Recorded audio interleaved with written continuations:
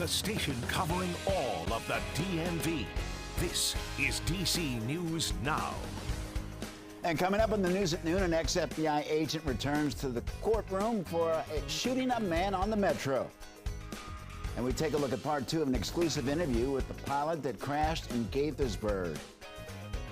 Good afternoon, and thank you for joining us for the news at noon. I'm Mark Hall. Meteorologist Damon Madsen joins us with the latest on the forecast. Damon, the sun is shining on this Friday. I hope that's a sign of things to come.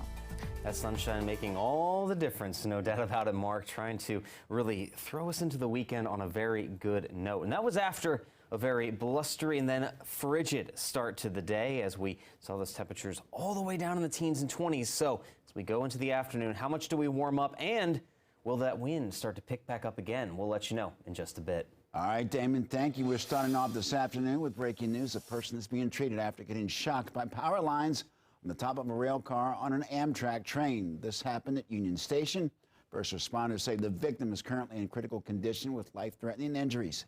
DC News Now's Dave Laval is investigating at the scene and will bring you more details as soon as we have them. Well, right now, jurors are moments away from deliberating the fate of a former FBI agent who shot a passenger on a metro train in Montgomery County. Dramatic new video is at the center of this afternoon. DC News Now's Randy Bass has followed the story since the shooting happened 2 years ago. She was in the courtroom as both sides made closing arguments.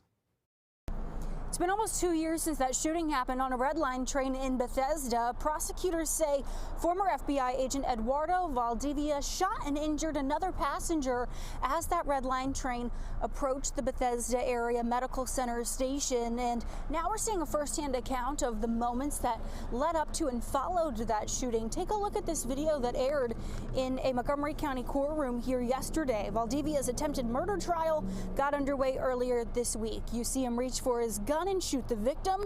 He hunches over and sits back down. What led up to that moment is part of what this trial focuses on. Prosecutors say the victim asked for money. When Valdivia said no, the man mumbled curse words and walked away. A minute later, Valdivia shot him twice. He says it all happened in self-defense. The judge in this case released nearly 4 minutes of footage from inside the Metro train car. There were other people, witnesses in that train car at the time. Happened around 7 a.m. on a Tuesday during the morning commute. So today marks the 4th day of his criminal trial again. He faces charges for attempted murder, and that could carry hefty sentences along with it if the former FBI agent is convicted. Reporting in Montgomery County, I'm Randy Bass, DC News Now. Randy, thank you. Fairfax County police have identified a woman found dead in Centerville 19 years ago. The woman, identified as Sharon K. Abbott Lane, landscapers discovered her remains in 1993, 6 years after she went missing. The new information came through advanced DNA testing, which was taken from jewelry and clothing found at the scene almost 30 years ago. Detectives will next use that DNA to try and identify suspects. Developing this afternoon, Montgomery County police are investigating a shooting that happened on 16th Street at the Summit Hill Apartments in Silver Spring. This is a live shot near the scene. Police confirmed around 5 o'clock this morning that a major crimes unit is responding to the shooting. The investigation is ongoing. We'll bring you updates as we get more information. A bicyclist is in the hospital after being hit by a car in Montgomery County. It happened around 9 o'clock last night along Rockville Pike and Talbot Street. The driver of the vehicle stayed at the scene. Officials say the bicyclist has life-threatening injuries.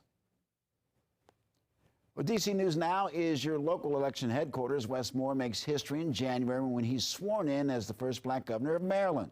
He will become the 3rd black man to ever win a governor's seat. Our Leonard and Fleming talk with Deval Patrick, the 2nd black man elected governor in the U.S., about the unique bond they share.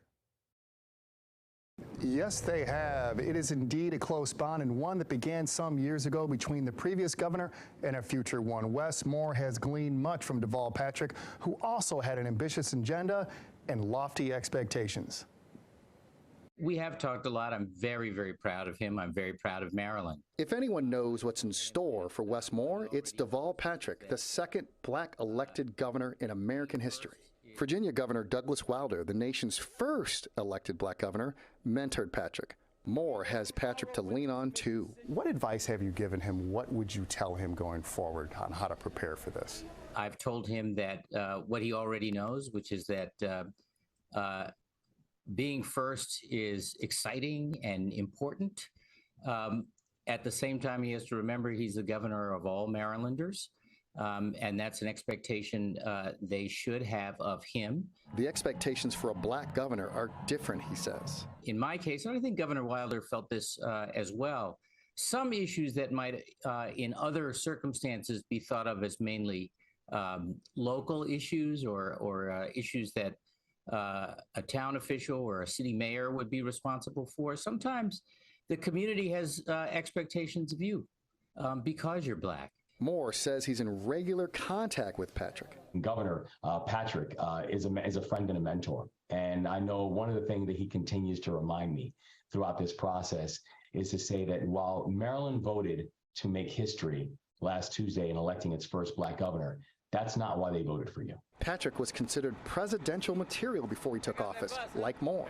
It's a topic they've both discussed. It's not surprising. He's a tremendously appealing public person now, and he has an extraordinary background, and he has tremendous potential. Governor Patrick told me he will attend Moore's inauguration next month in Annapolis. The same honor was given to Patrick when Governor Wilder attended his 2007 swearing-in. This is clearly a special club. Leonard and Fleming, DC News Now, back to you. A potentially devastating economic shutdown was narrowly averted after Congress passed a measure forcing rail companies and unions to agree to a new labor contract. Washington correspondent Alexandra Limon explains why critics say it's a bad deal for rail workers.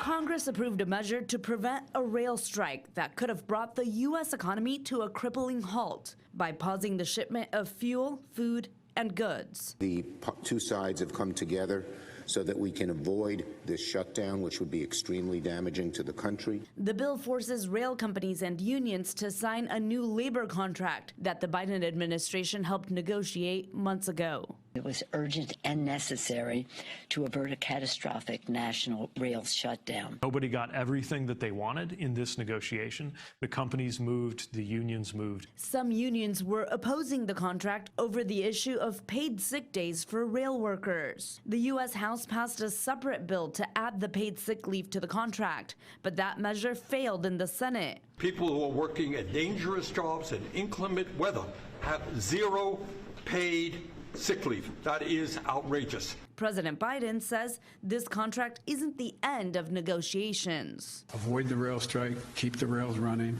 keep things moving, and I'm going to go back and we're going to get paid leave, not just for rail workers, but for all workers. And that was Alexandra Limon reporting. While the workers were asking for 7 paid sick days, the rail companies say the reason they don't get them is because the unions agreed to unpaid sick days in favor of higher wages and better short and long-term disability benefits. We're new this afternoon. Hiring is on the rise despite record levels of inflation. The Labor Department just released the numbers from November's jobs report. The country added 263,000 jobs, just shy of 284,000 added in October. Unemployment remains low at 3.7%. This level of growth has some people worried that the Federal Reserve will have to keep rates high for longer as the economy rebounds from the pandemic. Well, the pilot who crashed into a power pole in Montgomery County, speaking exclusively with DC News Now. Joseph Olmos spoke with him about how it all happened and what he learned this time around. Altitude alert, number 201 Romeo Foxtrot. New audio from air traffic control revealing the moment when pilot Patrick Merkel was flying too low. Number 201 Romeo Foxtrot, view the transition low altitude alert. In a one-on-one exclusive with DC News Now, Merkel admits that was the case. What do you think ultimately led to the plane crash? Well, quite obviously, I was flying too low. So, you know, however I ended up flying too low, I'll have to review that with the FAA and the NTSB. But obviously there are ways that is not supposed to happen that didn't work out on this particular trip, and God stepped in and made sure that we would live to see another day. And in case you're wondering, there's always that concern that the pilot was somehow impaired, which I promise you was not the case. Merkel was flying his 45-year-old Mooney M20J, a small aircraft, from Westchester, New York to Gaithersburg Airport in Maryland. The weather on Sunday, as you see in these videos, a challenge. We asked Merkel why he didn't just deviate to a different airport. The possibility of diverting the flight to another airport always exists. It's extremely inconvenient to everybody on the ground, and of course, after you've been in the air for 3 hours, it's the last thing you want to do.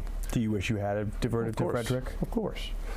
And the aircraft ahead of us had diverted to Frederick. And tonight, DC News now also confirming that Merkel was the pilot of another small plane that crashed in 1992. All 5 people on board that flight also miraculously surviving.